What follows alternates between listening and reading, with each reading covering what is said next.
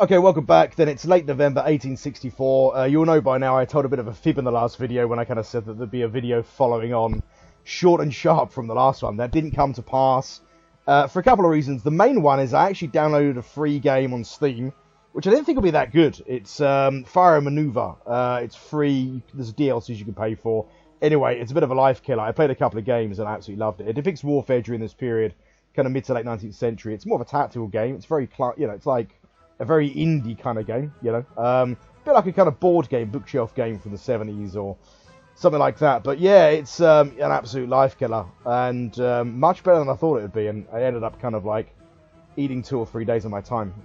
That's not an ad or anything, by the way, but heads up, if you're into those kind of games, give it a look. We're back. Now, I did say that we were going to pick up in like early December and past term, but because it's been sort of 3 or 4 days, I thought we'd just really quickly recap where we were, partly for my benefit also in late November 64. And because the last 2 videos have been fairly sparsely spread, maybe I'll make this a bit of a bumper episode, hour and a half, something like that. Maybe we could push right into March 65. We kind of left off then really with Vienna isolated, supplies now completely empty, and our moves are already set. So we've got Mehmed Ali Pasha is going to be conducting a sortie to clear the west bank of the Danube in Hungary and open up a line of communication to Bayezid Pasha, who's going to be conducting a sortie north and occupying Zagreb, looking to force a link up on the Drava.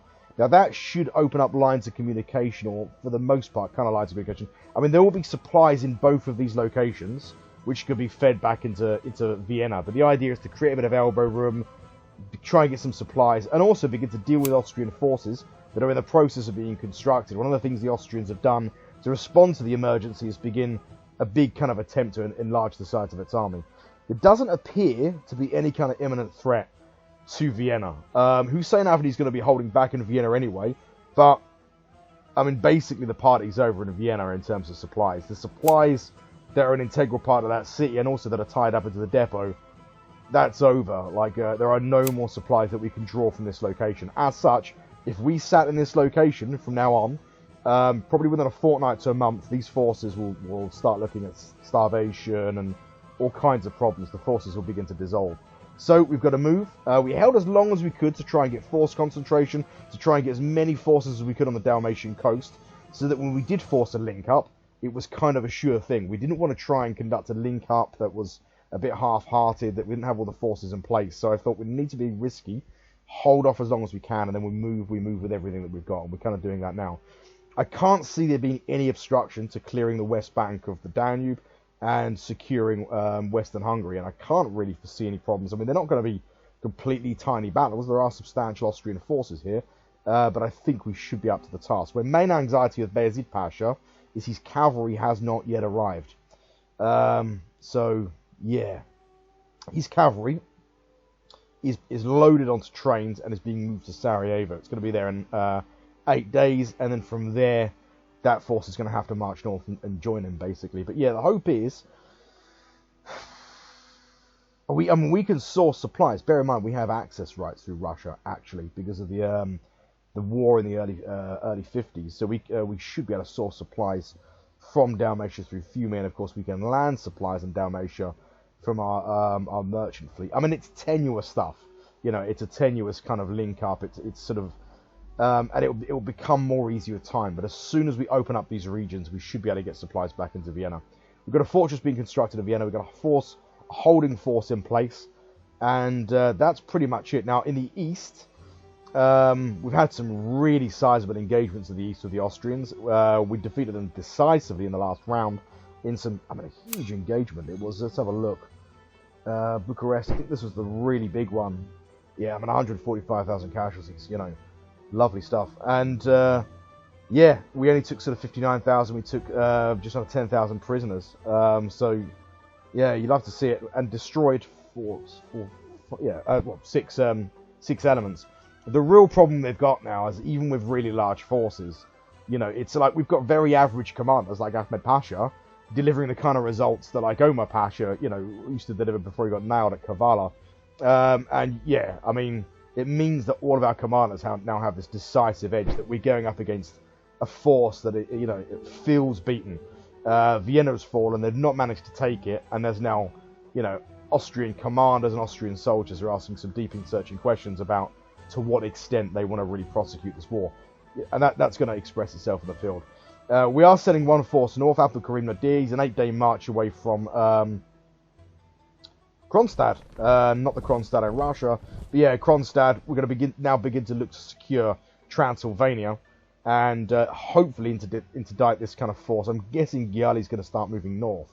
Maybe he won't. Maybe he's going to hold in Moldavia. I'm not too sure. The Russians seem to secure the east. They've re-secured Bessarabia. So I don't know. It's hard to know what Giali's thinking or what's going to happen. I mean, in the last analysis, if he moves back south towards Bucharest, he's going to get a hiding again. I mean, he just lost 150,000 men. It's crazy. So I can't see how he's going to try and force this position. The only thing he can really do is fall back or try and conduct a sortie against the Russians. I mean, we don't know what Russian forces are out of view. We can see some Austrian forces, for example, at sea, just off the Crimean coast. This might just be a raiding party, something designed as a distraction. I don't think it's any threat to us. And it appears to be a very modest force indeed. So, yeah, I don't think they're going to do much. But that's pretty much it. Yeah, and this is where we left off. So we've already seen the map in this kind of state. But like I say, it was kind of 4 or 5 days ago now. So economic administration has been set. I'm going to double check that because I'm someone that likes double checking economic admin, making sure everything's kind of squared away. Economic admin is not set. I thought that it was. Okay. I'm getting mad.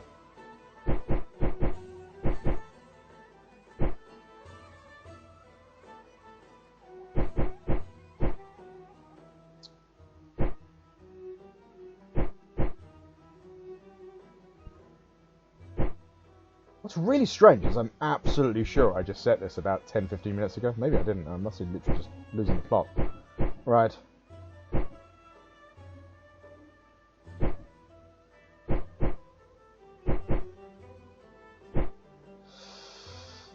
I think that's good.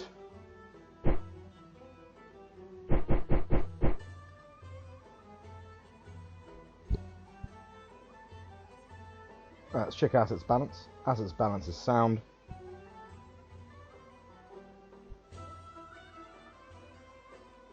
But double check this again because this has really bothered me. No, okay. It must just be literally me imagining that I did it. Okay. Yeah. Utterly strange. Right, fine. But yeah, okay, so economic admin is set. Perhaps I exited the game and then reloaded it up, sort of. Yeah, so that's everything. Admin's set. We've already kind of gone through the turn. Pretty nice round economically. I mean, the economy's not suffering much in this war at all because there's not really much warfare on our territory. I mean, there's a little bit of looting in Zvornik, but nothing too kind of disconcerting. Exports are, well, not exports, domestic market sales at just under 220 for a yield of 633. That's strange because, I mean, like about 6 months ago, we were selling about 180 to 190, and the yield was like 700. So, yeah, I think prices are depressed a bit on the domestic market. Export 72 units for 202, importing 19 merchandises for 38. So, yeah, decent enough round economically. Nothing really else to report. Yeah, we destroyed a pirate fleet, actually, didn't we, in the Persian Gulf, so we'll move our boys back into Basra. Going to have a quick sort of snoop around, see got a military expedition working in Qatar for pacification. Kuwait is now a formal colony. Good to see. And Zanzibar, our little experiment off the east coast of Africa, is a protectorate, and yeah, it's looking in good shape. We've got some good development going on there. Let's have a look. So we've got 150 private capital. I've got to check inflation really quickly. Yeah, it's nice and low, 0%. So high growth, low inflation. Really good to see. Now we've got a railroad going down in Rhodes, Deccanese. We're looking to try and lift a wine production. I might put one down in Cyprus as well, or Crete.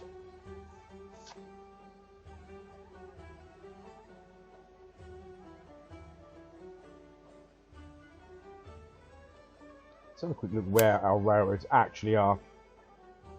Pristina, we've got a line going down in Pristina.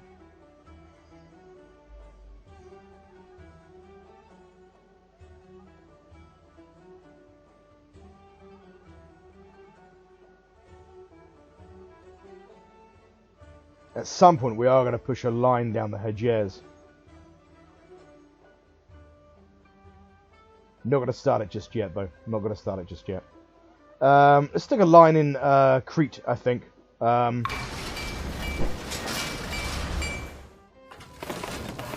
least 743. How much do we need? Operational costs for the economy are now 558, so that leaves us with surplus. Private capital, it means it doesn't force any borrowing, doesn't drive up inflation. Good. Very good. Check our assets balance again very quickly. And steel is good. Yeah, fine. So we're going to leave it there, and I'm going to pass turn. We're going to keep the fleet sat off the Dalmatian coast just for the time being. No sign or indication of any raiders.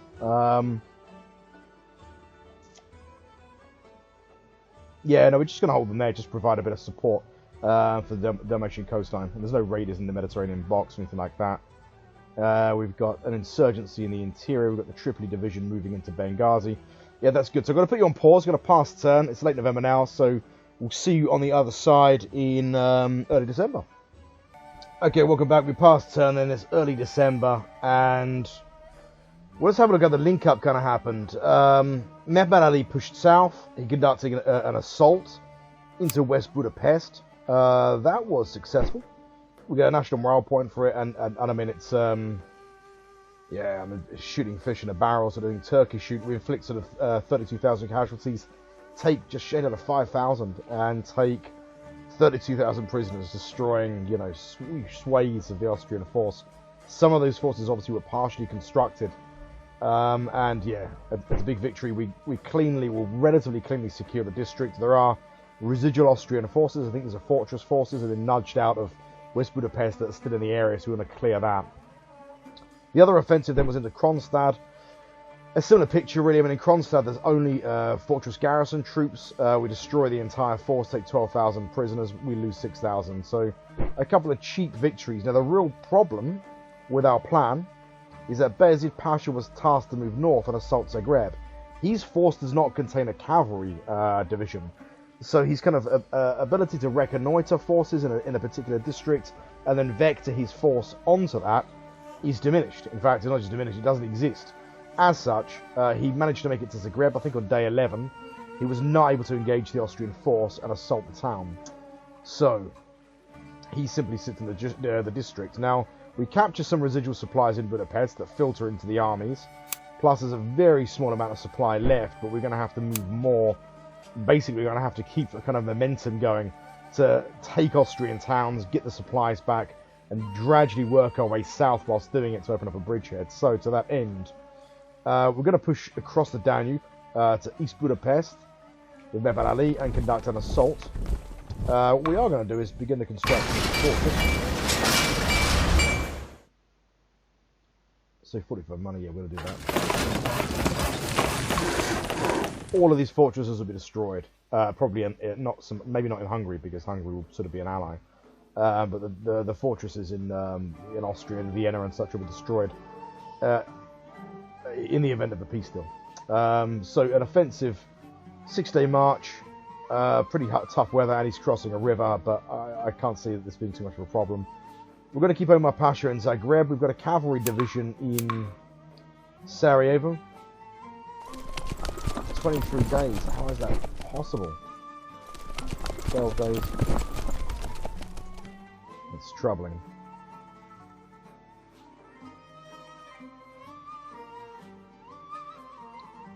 There's nothing we can do about it. We're going to have to just move this force north. We'll set it to avoid combat, push through Bihać, and then to Zagreb. 50% chance force march. We might as well go for it.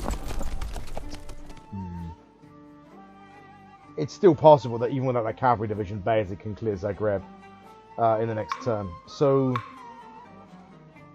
yeah, what else? I mean, Marburg to the south, or Steinmark, is a pretty decent-sized town. What if we were to subtract a core? It's activated, and a Namik Pasha. He moves south, assaults Marburg. It's 10 days. Got to be a little bit careful here, because the Austrians are emptying out of Italy, basically. They're bringing their forces round. We can see fairly sizable Austrian forces now concentrated at Istria. We don't know what they're going to do. Good chance they might move straight for Vienna. Yeah. That said, it's tough weather and difficult terrain. I don't think that entire force is going to make it to Vienna. And in the last analysis, we can't just sit at... We don't really have much choice. We need supplies. So we have to move. We have to clear areas. We have to take towns. And basically, these are spoiling raids in force, designed to kind of bolster our supply situation whilst we're trying to open up lines of communication. If we take Zagreb and Marburg this turn, that could be good. And then all we need to do really is to secure Bihać, and we've got a clear line going up to Vienna. Once we've got Western Hungary, so long as we hold the east, I might detach a corps. Does he still have the strength? 1-5. He should still have enough strength. Yeah, we're going to do that.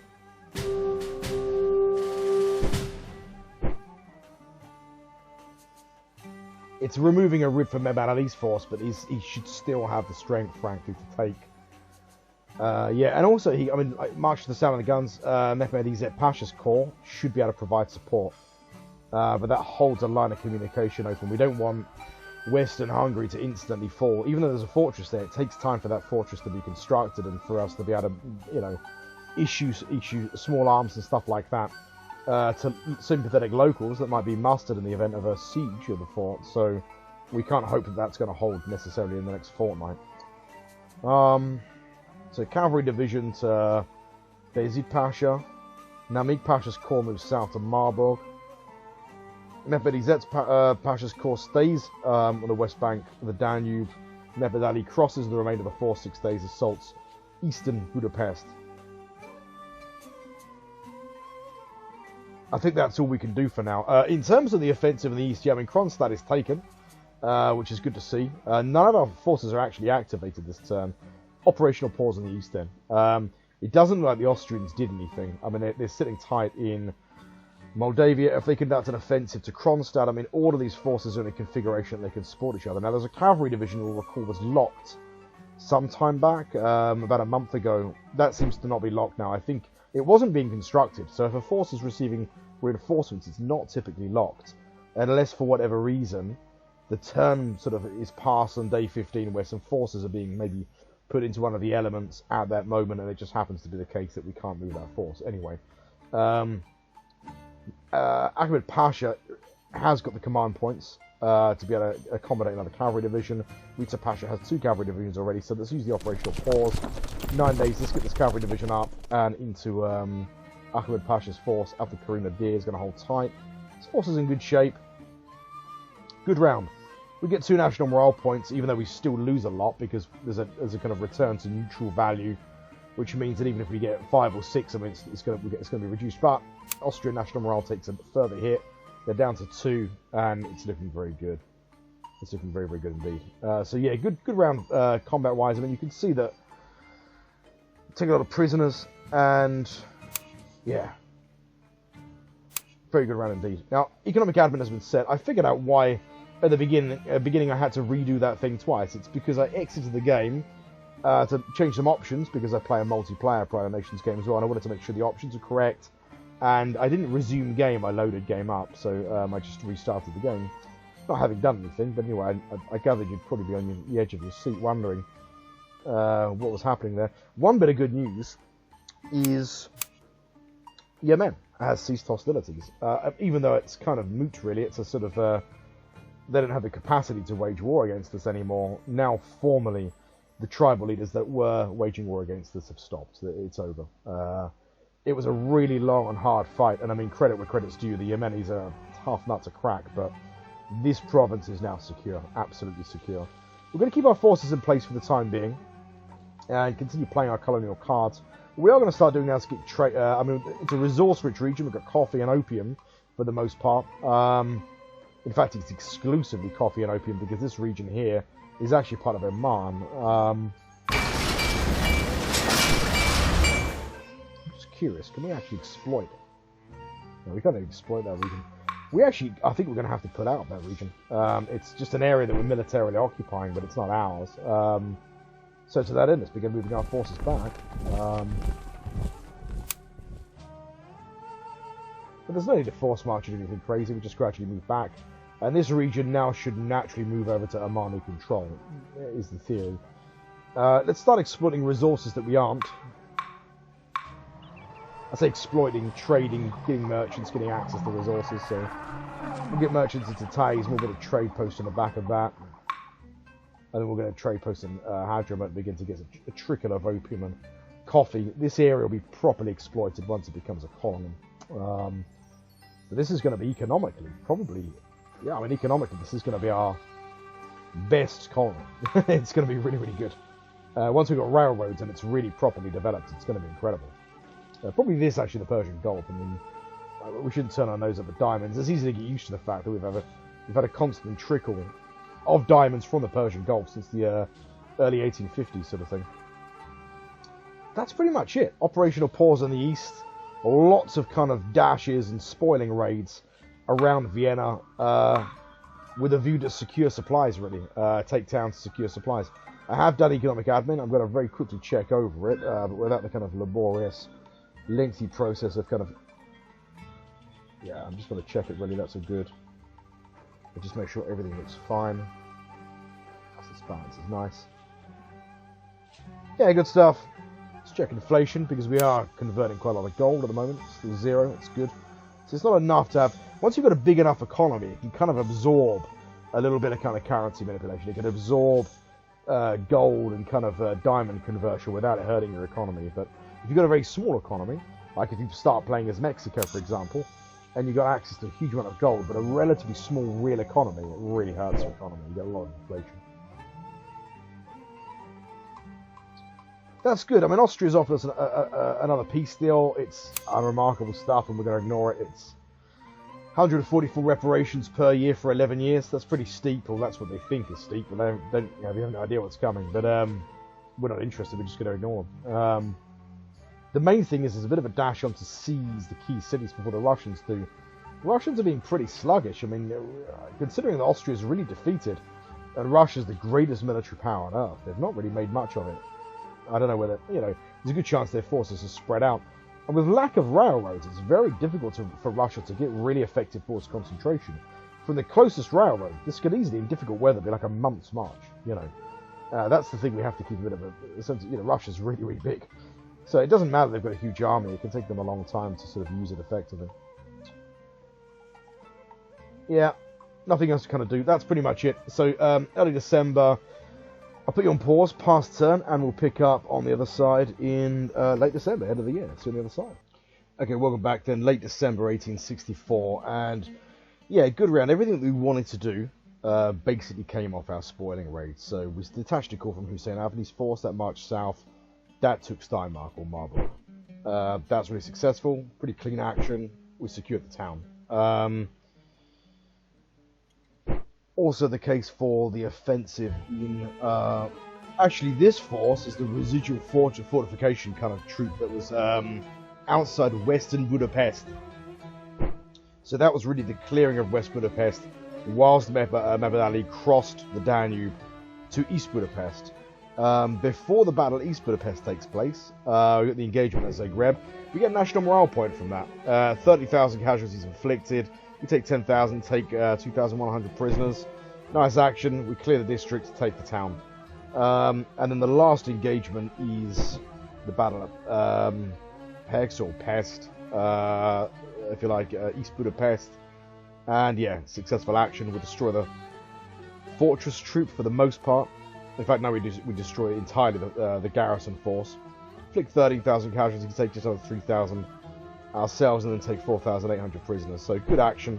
Yeah, no real kind of troubles. The spoiling raids are successful, and that sustains us. That broadens the bag, if you like, and it gives us access to some localized supplies. So there's a nice little stockpile in Marburg. One of the main problems is that Austria doesn't have a huge amount of supplies stockpiled. So yeah. That's a little bit problematic, because it means whenever we take towns, we're not taking very much. Further to that, the Austrian force that was trapped in Cattaro and kind of Montenegro is now moving north. It sustained damage, but I don't think it's being engaged. I think we're starting to see something we saw before, which is the Austrian army beginning to fragment. I'll tell you why. he says. I tell you why. Here, this is a fixed garrison unit. These are gun emplacements. They've not been involved in any action because we haven't conducted any offensives towards Marin. They're at partial strength. These guns. Maybe a lack of supplies. Just maybe their forces are fragmenting. And this force that has moved north into Sarajevo, I don't think it's engaged anything. But you can see that it looks like it's sustained losses. It's out of supplies. And also the really massive Austrian army that was at Trieste. Well, it's still there. It looks like the composition is broadly the same. Its combat factor is significantly reduced. And it looks like it sustained massive casualties. I think the Austrian army is beginning to fragment. And that's good news. We're going to we're not going to take that for granted. We're going to try and force the issue a little bit. We need to continue these spoiling raids. We need to continue the momentum. We've got a bit of supplies to draw on from Steinmark, but, you know, it's very limited the amount of supplies we can draw. Furthermore, I mean, the entire area is now blanketed in snow. Now, the rail lines are functioning, the localized rail lines. Some were destroyed in Vienna. Our engineers automatically fix those. We don't have to try and fix them. They will fix them if they're in the same district automatically. So all these areas have got rail access. We can move supplies between these areas. But there's very little supply in this expanding pocket. We need to kind of link up with the south. But we want to try and do it without kind of giving up territory. And also without allowing Austrian forces to recover. So for example, in the north here, they've got an army corps which is in the process of being constructed. And is almost constructed. Fairly substantial force here. 3 corps altogether. We're actually going to conduct an assault north. This is a large enough town that it will contain supplies. Clear that town first of all. I want to clear the north because there's nothing in Pressburg. Once this area is neutralized, I think then we can begin to move south. So we conduct a sortie north and then we move south. There's nothing from the north that I think can move into West Budapest. To that end, Mehmedizet, he moves south. Right now. It's a slow onion. It looks like there's the remains of a destroyed army corps there and a field artillery regiment. So there should be no real... Yeah, there should be no real trouble. Cavalry division 3 days away. Bayezid Pasha's not activated. He's going to sit tight in Zagreb for the time being. Hussein Avenue's activated. Let's clear the district of Vienna. There are still residual forces there. He's Namik Pasha's corps in the south. He's got to push west to Graz. There's an army corps, Romanian corps that's being constructed there, almost nearing completion. He's going to assault the town, try and trap and destroy that corps before it's completed. Take the town, open up some more supplies. So we're going to keep the momentum up, keep the kind of spoiling raids, keep moving. And the hope is this Austrian force simply abandons Sarajevo. Yeah.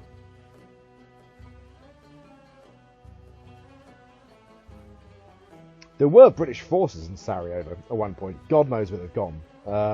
There's no risk to Sarajevo falling. That Austrian force is not nearly large enough to deal with Sarajevo. Nevertheless, it will block supplies for the time being. In the east, our force is still unactivated, but the Austrians are now evacuating this position, I think. Either that or their force is just crumbling, and it's just kind of evaporating. I don't know. Maybe a bit of both. Maybe there's a bit of atrophying of their forces, but they've also pulled them north out of view.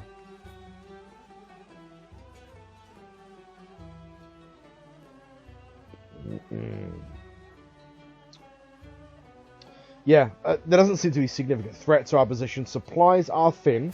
The situation is tenuous. But there's still supplies there. There's still supplies that we can draw on. But yeah, it's not great.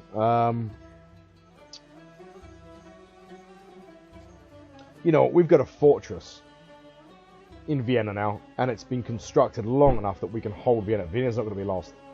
We're going to conduct an assault north with Hussein Avenue. 5 days.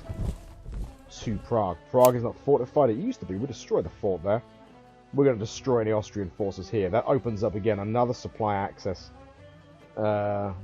Yeah, another supply access chain, then we'll move back south into Vienna. Maybe stick a fortress in Prague. Prague is a victory location. Yeah, it's now, we're midwinter now, it's tough weather. But we're hanging in there. Doesn't feel like there's a military threat to our position, but it's sort of, we're on the clock, really. And again, we want to move south without losing lots of territory.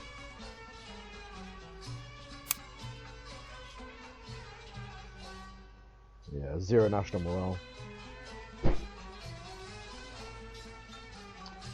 I don't think I set economic administration, so I'll do it very quickly now.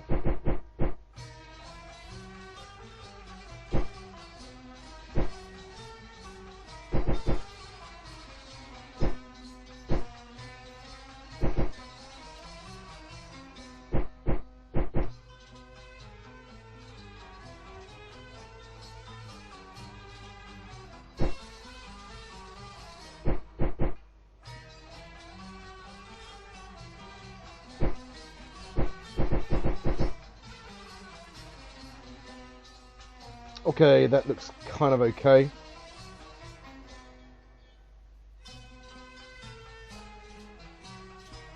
Yeah, that's all fine. Okay, good stuff. In terms of other reports, I don't think there is. The cavalry division... Oh, I figured out why also that division was locked. Because I noticed that other forces were locked. I had a mouse, which I just chucked away recently. And the reason I chucked it away is whenever I clicked the left mouse button, it was kind of behaving as I was clicking the right mouse button. And that's what was happening. I was right-clicking these forces and it was locking them. But I didn't realise. So yeah, I just noticed when I tried to add the cavalry division, that some of these forces were locked. And I was like, how are they locked? And yeah, it's because I was probably left-clicking on the tab, or thinking I was left-clicking, but I was actually right-clicking because my old mouse was broken anyway, so mystery solved. Yeah, there's nothing else we could really do. We can't really press south and link up properly. I think once this is clear, we're going to move south. We're going to move Mehmed Ali's force south, and we're going to secure Belgrade. Now, Belgrade, that's politically delicate. Once we take it, we have to withdraw. But there are Austrian forces there, and there's a depot. We're going to drive from that depot, destroy the Austrian forces that are there. Once that's done, there's an independent Serbia. That's good for us, and then we can begin to secure the shoulder, really, the kind of Bosnia-Herzegovina shoulder around the kind of Sava, both banks of the Sava. And that's really then the supply chain proper. We could even stick in a railroad at Bihać, which will link up Zagreb all the way to Vienna. And once that's there, really, that's it. That's supplies. That's the kind of lines of communication secured.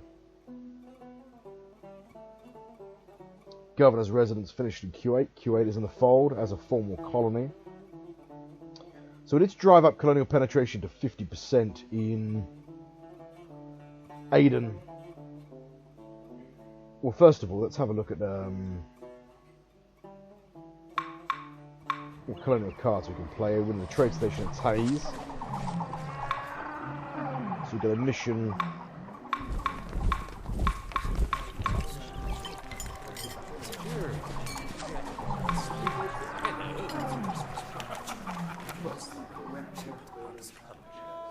So what can we play in Aden itself?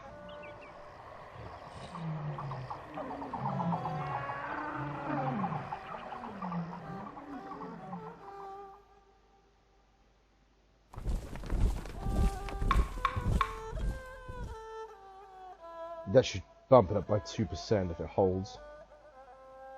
And how are we looking in Somalia? Actually quite good. Not yet a position of official protectorate, but we get a dominant position in Somalia. We're going to keep in mind this area is a slightly different area. It's Somaliland. 27 and Berbera 37.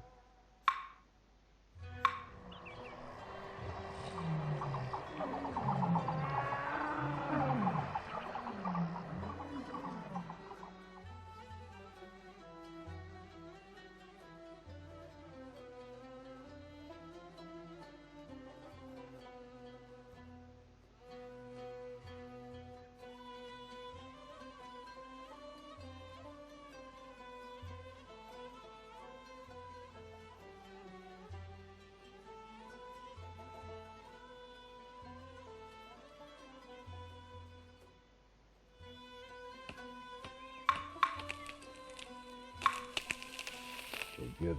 Continue to consolidate your men. Right, I think that's it. Let's check assets balance. That looks decent. We'll check. Yeah, no further peace responses, or peace requests rather. There's a treaty available. Offer peace. What's our war score? 112. And we need 250, I think. Yeah, 250 for Hungary.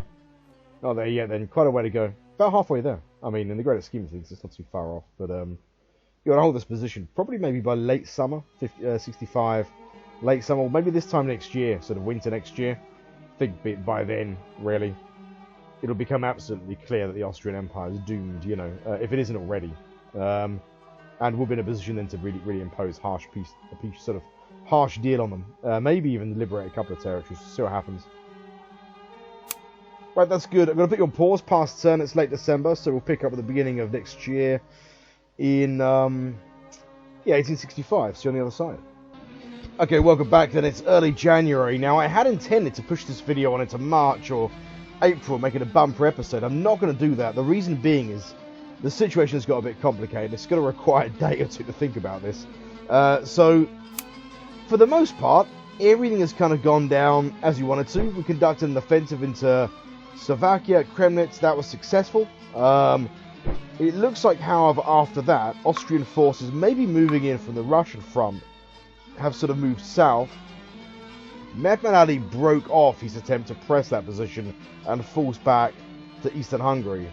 That's not the only incident where that happens.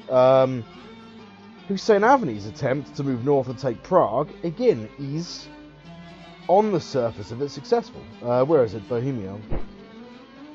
First engagement, we destroy the fortress, or a large part of the fortress, the fortress troops they have there. We inflict 27,000 casualties, take only 4,000.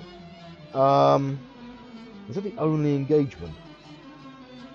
So we've got 2 in Slovakia. We destroy an army corps. That's the corps that was being constructed. That is destroyed. So I think we actually took Kremnitz. And then, so this is the second engagement at Prague. We destroy what looks really to be, for the most part, an army corps there. I think that's this force. We capture the HQ unit. We'll bring that south and we'll put that in Vienna, actually. We've got HQ unit, artillery, so we can actually build a kind of volunteer formation around that.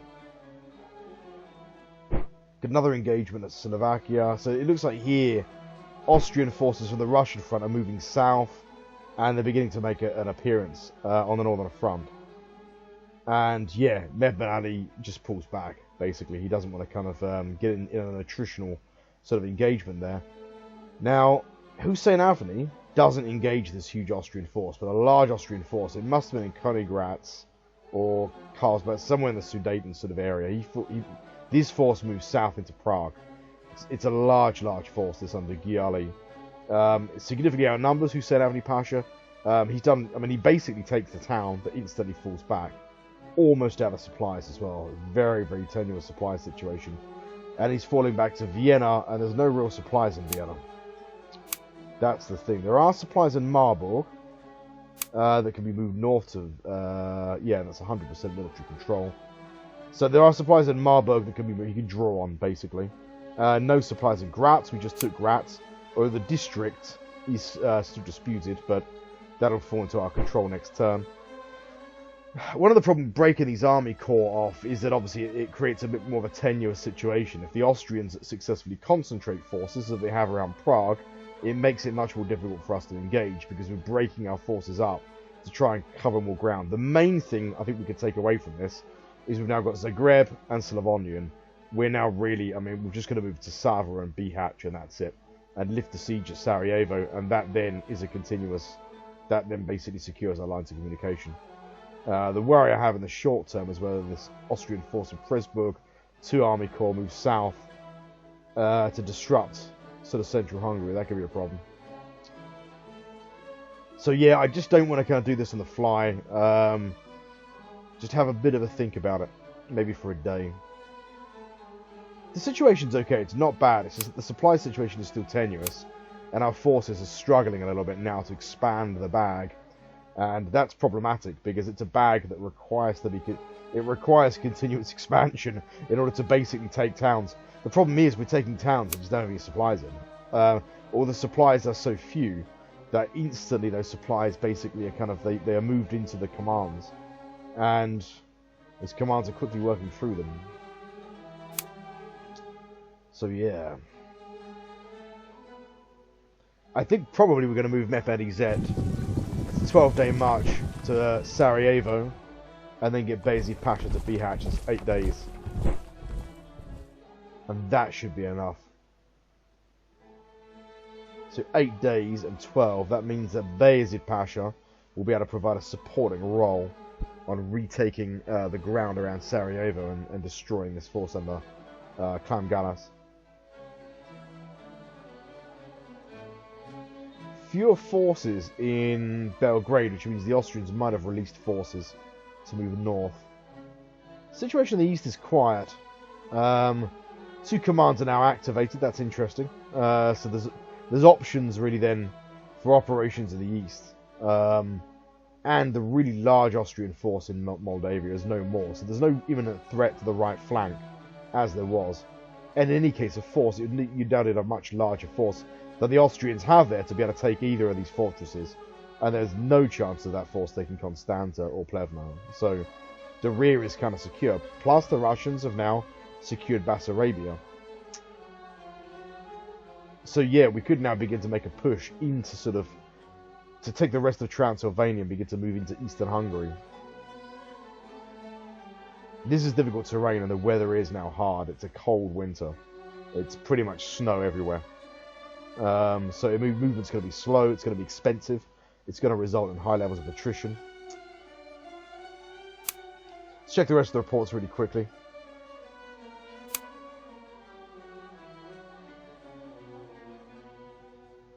They moved a force into Zvornik temporarily. Looks like the British are beginning to move forces north. The British might actually lift the siege at Sarajevo for us.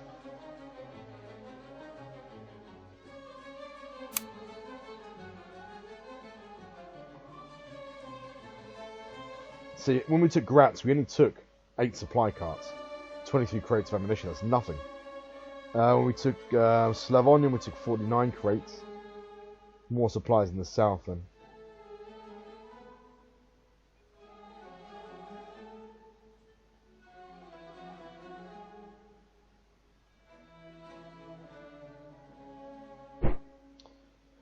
And so the Austrians actually moved in behind us, but then it seems that they kind of pulled back. So they temporarily took eastern Hungary by the looks of it.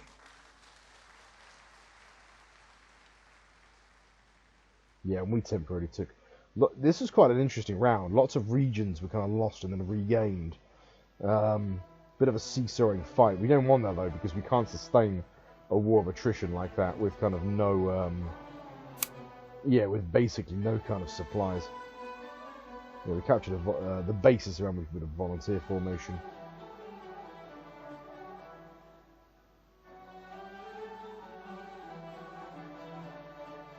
Avdi Pasha II is now promotable. We learned the basic principles of the Paris Commune. I mean, that's obviously not a kind of technology, you know, it's a sort of, I suppose, reflect society drawing kind of political conclusions. Basic principles of Elementary Education Act, recognition of trade unions, okay. And we're researching artificial fertilizers. So ironcladding wooden ships is not far off, probably a couple of years. Breech-loaded rifles also, maybe 2 to 3 years.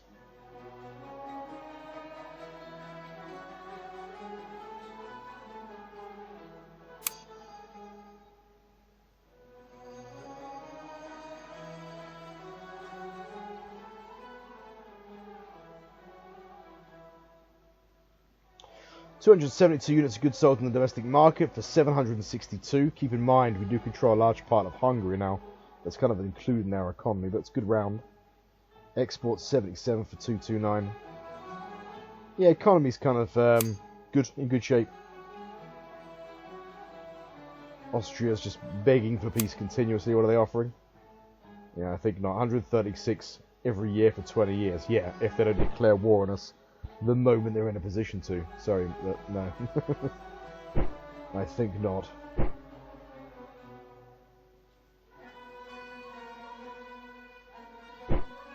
Well, we'll just ignore it.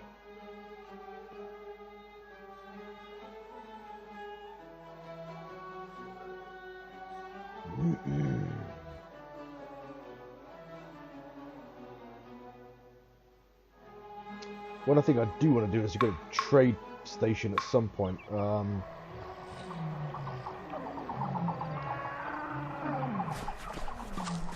want access to coffee at Abba.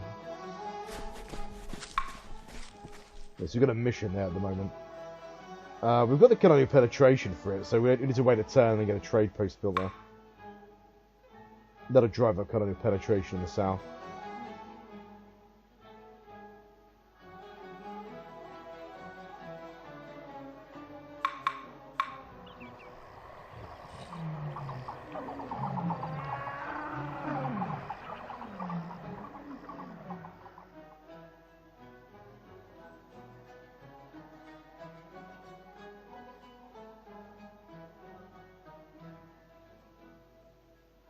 No options really. I think the next is going to be Qatar. 46.